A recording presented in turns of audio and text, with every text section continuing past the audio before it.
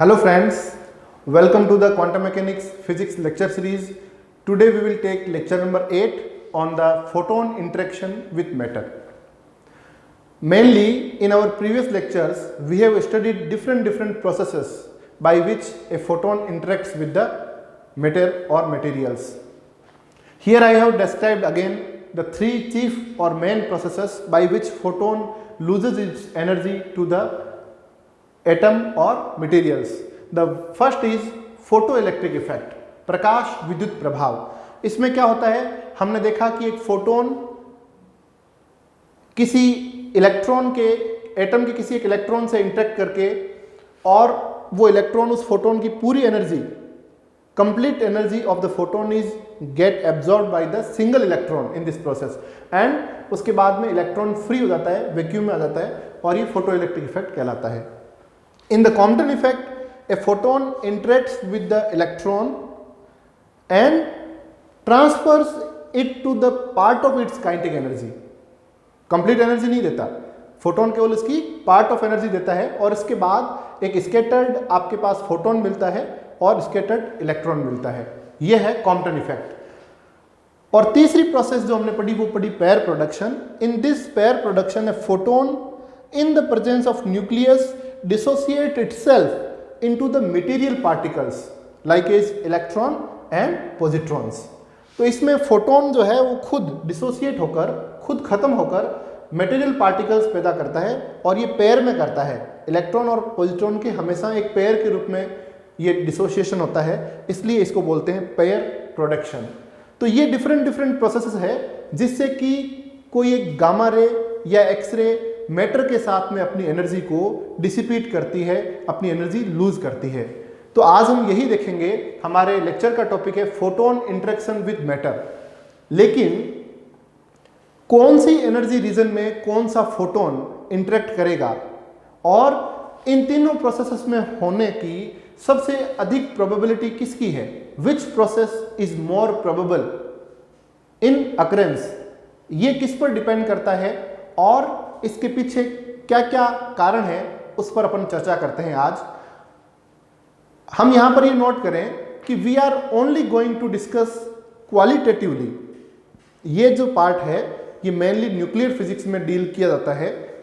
Graduations में nuclear physics या post graduation physics में, न्यूक्लियर फिजिक्स में इनकी डिटेल्ड स्टडी की जाती है, जहां पर डिफरेंट फॉर्मूलाज भी काम लेते हैं। यहां पर हम केवल क्वालिटेटिव डिस्कशन कर रहे हैं कि किस प्रकार फोटोन जो है इंटरेक्शन करता है मैटर के साथ में, उन डिफरेंट प्रोसेसेस की क्या क्या प्रोबेबिलिटीज होती है अकरेंस की और वो प्रोबेबिलिटी किस किस चीजों पर डिपेंड करती है। So we were talking about the three different processes by which X-rays and gamma rays usually dissipates और lose its energy in the medium. तो वो मीडियम में जो एनर्जी लूज करती है वो हमने देखा कि पेयर प्रोडक्शन, कॉम्पटन इफेक्ट और फोटोइलेक्ट्रिक इफेक्ट के रूप में करती है। लेकिन कौन से एनर्जी रीजन में कौन सा इफेक्ट इंपॉर्टेंट है वो यहां पर हमने लिख रखा है। तो ये probability of occurrence of these events, मतलब ये तीनों जो इफेक्ट हैं उनके घटित होने की जो प्रायिकता है कि कौन सी इवेंट घटित होगी, उसकी प्रायिकता मेनली दो चीजों पर डिपेंड करती है। पहली चीज जो है वो है एनर्जी ऑफ इंसिडेंट फोटोन।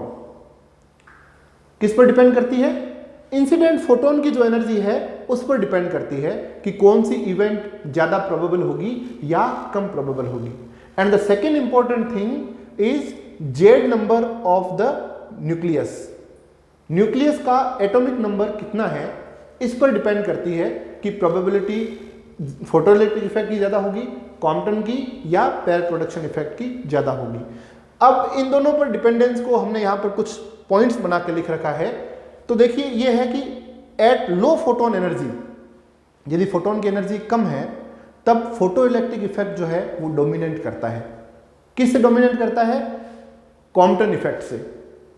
और लो एनर्जीज तक फोटोइलेक्ट्रिक इफेक्ट दिखता है, लेकिन जैसे जैसे फोटोन की एनर्जी बढ़ती है वैसे वैसे फोटोइलेक्ट्रिक इफेक्ट की प्रोबेबिलिटी कम होती है और कॉम्पटन इफेक्ट की प्रोबेबिलिटी बढ़ जाती है एनर्जी के साथ में। तो एक तो हमने ये लिखा है यहां पर। तो फर्स्ट पॉइंट क्या है?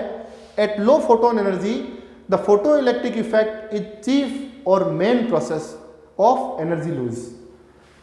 The importance of photoelectric effect decreases with increasing of energy to be succeeded by Compton effect.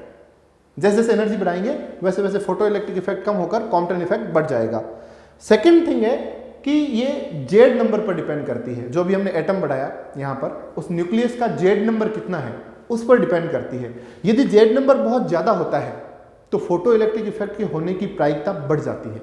यानी कि यदि आप एग्जाम्पल लो, दो अलग अलग न्यूक्लियस हैं जिसका एक का Z1 है दूसरे का Z2 है और Z2 Z1 से बहुत ज़्यादा है, तो जो फोटो इलेक्ट्रिक इफेक्ट अभी तक कम एनर्जी के ऊपर हो रहा था वही Z2 के केस में काफ़ी अधिक ऊर्जा तक photo electric effect Compton effect के सापेक्ष डोमिनेट करेगा।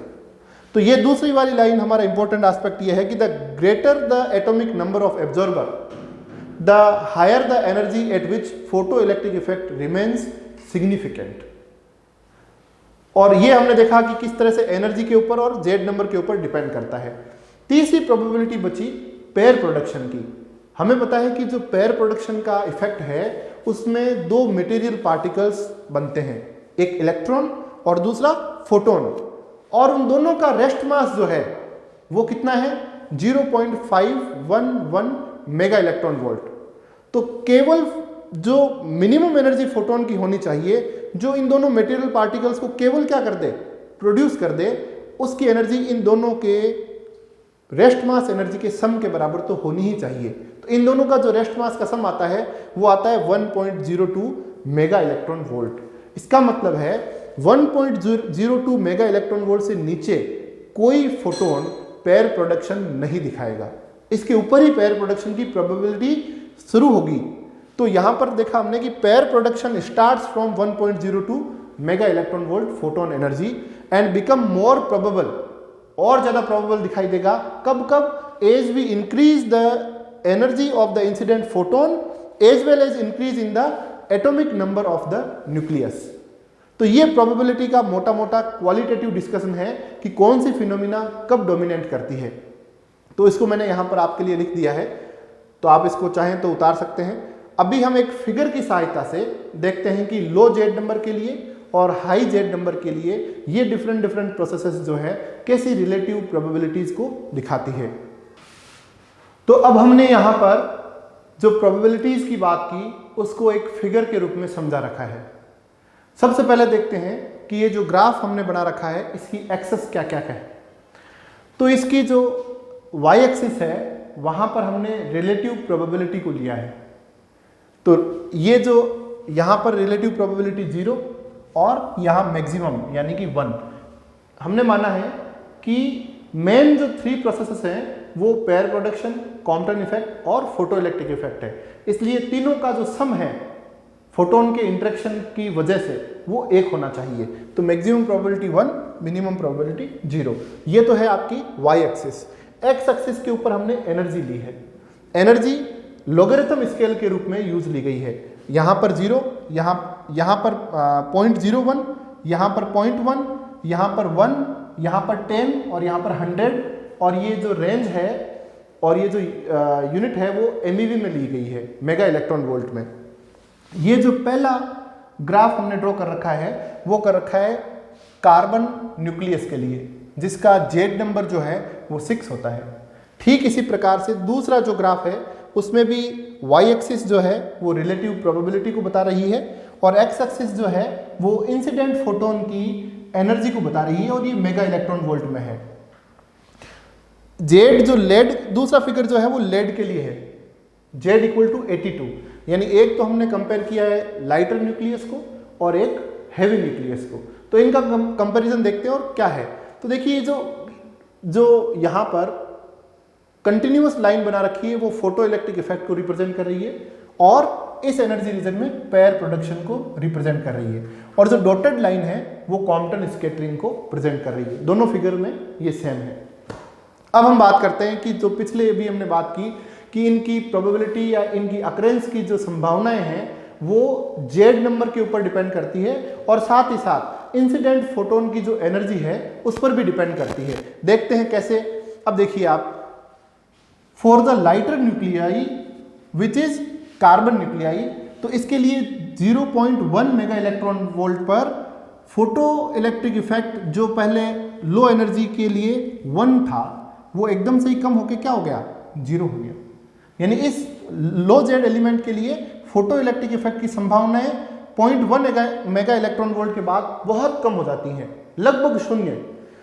अब देखिए Compton effect 0.01 mega electron volt यहाँ से शुरू होता है और थोड़ी देर बाद फोटो इलेक्ट्रिक इफेक्ट को ओवरकम कर लेता है, सुपरसीड कर लेता है और ऊपर बढ़ जाता है। यानी कि इस एनर्जी रीजन के अंदर कॉम्पटन इफेक्ट की संभावनाएं बहुत ज़्यादा हो जाती है और फिर जैसे ही 0.1 मेगा इलेक्ट्रॉन वोल्ट पर फोटो इलेक्ट्रिक इफेक्ट लगभग 0 होता है, तो क्योंकि दोनों इफेक्ट की जो सम है इस एनर्जी रीजन में वो 1 के बराबर आना चाहिए, क्योंकि इस एनर्जी रीजन में पेयर प्रोडक्शन नहीं हो सकता, क्योंकि वो तो क्या है 1.02 मेगा इलेक्ट्रॉन वोल्ट के बाद शुरू होगा। तो यहाँ देखिए जैसे ये 0 की तरफ जाता है वैसे ही इसकी वैल्यू 1 की तरफ जाती है, यहाँ पर रिलेटिव प्रोबेबिलिटी 1। तो ये कॉम्पटन इफेक्ट का डोमिनेटिंग एरिया है जो हमने बना रखा है। और फिर कॉम्पटन इफेक्ट लगभग 10 मेगा इलेक्ट्रॉन वोल्ट एनर्जी के बाद में जो है वो कम होते होते 100 मेगा इलेक्ट्रॉन वोल्ट एनर्जी के बाद भी 0 नहीं होता और चलता रहता है, उसकी कुछ फाइनाइट प्रोबेबिलिटी बनी रहती है अकरेंस की। अब देखिए यहां पर 1 मेगा इलेक्ट्रॉन वोल्ट के बाद 1 precisely after the 1.02 mega electron volt energy of the incident photon there is finite probability of occurrence of photo electric effect. तो यहां ऑफ द पेयर प्रोडक्शन, तो यहां से पेयर प्रोडक्शन प्रारंभ हुआ और जैसे जैसे अपन हाई एनर्जी की तरफ बढ़ रहे हैं पेयर प्रोडक्शन की प्रोबेबिलिटी जो है वो बढ़ती ही जा रही है और ज़्यादा हाई एनर्जी की तरफ फोटोन यदि बढ़ते हैं तो पेयर प्रोडक्शन कॉम्पटन इफेक्ट को डोमिनेट कर जाता है। तो ये लो जेड एलिमेंट जिसका एग्जाम्पल हमने लिया कार्बन के लिए, उसके लिए बात की है। तीनों अलग अलग प्रोसेसेस की क्या क्या रीजन्स हैं। तो देखिए इस रीजन के अंदर ये जो डैश्ड लाइन है इसके नीचे के रीजन के अंदर यहाँ पर ये फोटो इलेक्ट्रिक इफेक्ट होने की संभावनाएं ज़्यादा है और जैसे ही ये एनर्जी रीजन आता है कट वाला, यहाँ पर फोटो इलेक्ट्रिक इफेक्ट और पेयर कॉम्पटन इफेक्ट की संभावनाएं बराबर है। ये 0.5 यानी कि रिलेटिव प्रोबेबिलिटी आधी है यहाँ पर, तो ये लगभग बराबर हो रहे हैं और इसके बाद इससे ज़्यादा एनर्जीज के ऊपर कॉम्पटन इफेक्ट सुपरसीड करता है और फोटो इलेक्ट्रिक इफेक्ट की प्रोबेबिलिटी कम हो जाती है। तो ये जो रीजन है यहाँ से लेके यहाँ तक एक लंबा रीजन है, यहाँ तक और यहाँ तक, इस पूरे रीजन के अंदर यानी कि आप देखो कि 0.1 मेगा इलेक्ट्रॉन वोल्ट से थोड़ी कम एनर्जी के ऊपर और 10 मेगा इलेक्ट्रॉन वोल्ट से ज़्यादा एनर्जी के अंदर कॉम्पटन स्कैटरिंग लो जेड न्यूक्लियस के अंदर एक डोमिनेटिंग फिनोमेना होती है फोटॉन्स के लिए, जिसके थ्रू वो अपनी एनर्जी डिसिपेट करते हैं मटेरियल्स के साथ में और मैटर के इंटरेक्शन के साथ में। अब दूसरा जो एग्जांपल हमने हाईलाइटेड किया यहाँ पर वो किया है Z = 82 के लिए। Z = 82 लेड एक बहुत हैवी एलिमेंट है। लेड की ब्रिक्स को यूज लेते हैं गामा सोर्सेज की सील्डिंग के लिए भी, और जो जिम में हम डंबल उठाते हैं उनसे कहीं ज़्यादा हैवी लेड के होते हैं डंबल्स। तो यहाँ पर हमने जो वापस वही सिस्टम काम में लिया है कि जो कंटिन्यूअस लाइन है वो फोटो इलेक्ट्रिक इफेक्ट और पेयर प्रोडक्शन के लिए है, जबकि डॉटेड लाइन कॉम्पटन इफेक्ट के लिए। अब आपको डिफरेंस बिल्कुल आसानी से और क्लियर दिखाई दे रहा है कि जैसे ही हमने जेड बढ़ाया, बहुत हैवी एलिमेंट ले लिया, न्यूक्लियस हैवी ले लिया, तब फोटो इलेक्ट्रिक इफेक्ट जो यहाँ से शुरू हुआ 1 से लो एनर्जीज के लिए, वो इस बार चलता जा रहा है और कॉम्पटन इफेक्ट से यहाँ इस एनर्जी रीजन तक डोमिनेट कर रहा है। ऊपर वाले में क्या था, लो जेड एलिमेंट के लिए 0.1 मेगा इलेक्ट्रॉन वोल्ट पर फोटो इलेक्ट्रिक इफेक्ट लगभग 0 हो गया, जो इस बार क्या हो रहा है 10 मेगा इलेक्ट्रॉन वोल्ट तक फोटो इलेक्ट्रिक इफेक्ट कुछ ना कुछ फाइनाइट प्रोबेबिलिटी जरूर रखता है, और उसे हाई एनर्जीज के लिए भी फाइनाइट प्रोबेबिलिटी होती है, बट वो कॉम्पटन और पेयर प्रोडक्शन के रेस्पेक्ट में बहुत कम होती है, इसलिए इसको हम यहाँ पर नेग्लेक्ट कर देते हैं, इसलिए यहाँ 0 के लगभग टच किया है। ओके, अब इस एनर्जी रीजन के अंदर 0.1 और 1 मेगा इलेक्ट्रॉन वोल्ट के बीच में ये जो एनर्जी रीजन है, यहाँ पर ये दोनों जो कॉम्पटन इफेक्ट और फोटो इलेक्ट्रिक इफेक्ट है उनकी प्रोबेबिलिटी बराबर होती है, और इसके बाद में केवल इस छोटे से रीजन के अंदर जो ये 1 के दोनों तरफ ये है 10 और 1 के दोनों तरफ, उस रीजन के अंदर कॉम्पटन इफेक्ट डोमिनेट करता है। और जैसे ही हम एनर्जी जो है यहाँ से पेयर प्रोडक्शन शुरू होता है 1 मेगा इलेक्ट्रॉन वोल्ट के बाद में, तो पेयर प्रोडक्शन जल्दी से बढ़ता है और कॉम्पटन इफेक्ट को बहुत जल्दी ओवरकम कर लेता है। यहाँ देखिए आप ऊपर वाले के अंदर ये 10 मेगा इलेक्ट्रॉन वोल्ट तक फोटो इलेक्ट्रिक इफेक्ट बहुत कम हो रहा है और कॉम्पटन इफेक्ट की बजाय तो बहुत ही कम है, लेकिन हाई जेड एलिमेंट के अंदर क्या है, पेयर प्रोडक्शन काफ़ी ज़्यादा हो रहा है। जबकि कॉम्पटन इफेक्ट काफ़ी कम है। तो ये 3 अलग अलग प्रोसेस हमने दिखाए। इसके तीनों रीजन, यहाँ पर जो है फोटो इलेक्ट्रिक इफेक्ट डोमिनेट करता है, इस रीजन से इस रीजन क्रॉस तक जो बीच का ये रीजन है यहाँ पर कॉम्पटन इफेक्ट डोमिनेट करता है, और इस रीजन के अंदर तीनों इफेक्ट हैं। यहाँ पर इस रीजन के अंदर फोटो इलेक्ट्रिक इफेक्ट भी है, कॉम्पटन भी है, पेयर प्रोडक्शन है, उनकी अलग अलग प्रोबेबिलिटीज़ हैं। और आप बहुत हाई एनर्जीज पे चले जाते हैं हाई जेड मटेरियल्स के लिए, तो पेयर प्रोडक्शन एक डोमिनेटिंग इफेक्ट दिखाई देता है।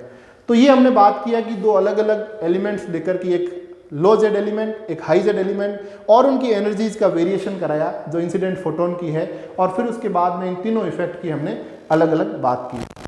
तो ये हमने देखा कि कोई भी फोटोन यदि न्यूक्लियस के साथ इंटरेक्ट करता है तो हम ये कहेंगे कि वहाँ पर फोटो इलेक्ट्रिक इफेक्ट, वहाँ पर कॉम्पटन इफेक्ट और वहाँ पर पेयर प्रोडक्शन, तीनों की संभावनाएं हो सकती है। ये डिपेंड करता है कि इंसिडेंट फोटोन की एनर्जी क्या है, और ये इस पर भी डिपेंड करता है कि उस न्यूक्लियस का जिसके साथ फोटोन इंटरेक्शन कर रहा है उसका जेड नंबर क्या है, एटॉमिक नंबर क्या है।